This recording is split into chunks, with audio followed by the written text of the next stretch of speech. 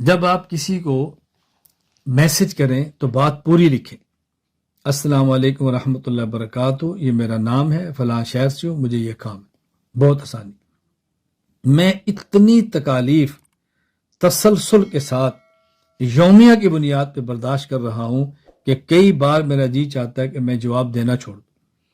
مجھے میسج کریں گے السلام علیکم ورحمۃ اللہ وبرکاتہ، ختم. میں بیان کے اندر ہوں، میں 3 گھنٹے بعد فارغ ہوں گا، یا میں سویا ہوں، میں اٹھوں گا، میں لکھوں گا وعلیکم السلام ورحمۃ اللہ وبرکاتہ.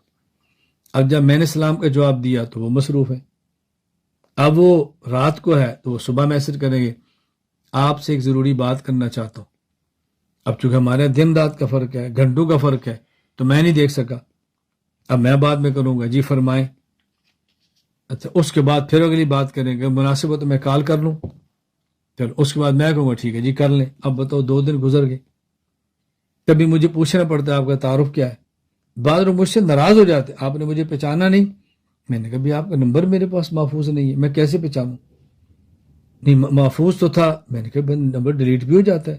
یہ کون سی بات؟ میں کہنا یہ چاہتا ہوں آپ کے پاس کبھی میرا میسج آئے اور آپ کا میرا بے تکلفی کا تعلق ہو، مسلسل رابطہ ہو، الگ بات ہے. نہیں تو میرا آپ کو میسج آئے گا السلام علیکم ورحمۃ اللہ وبرکاتہ، جب فارغ ہو تو مجھے بتا دیں یا مجھے کال کر لیں، محمد الیاس گھمن. یا بتا دیں یا مجھے کال کر لیں، محمد الیاس گھمن. بس.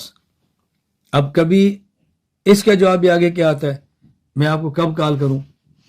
اب میں پھر پریشان بیٹھوں، پھر دیکھوں گا، میں کہنا کر لو. ان کا پھر 2 گھنٹے بعد آئے گا آپ کا میسج آیا تو میں فارغ نہیں تھا، میں اب کال کر لوں. پھر وہی بات پھنسی رہی. جب میں نے آپ کو صاف لفظوں میں کہہ دیا ہے جب فارغ ہوں تو مجھے بتا دیں یا مجھے کال کر لیں. آپ فارغ ہیں تو فوراً کال کر لیں.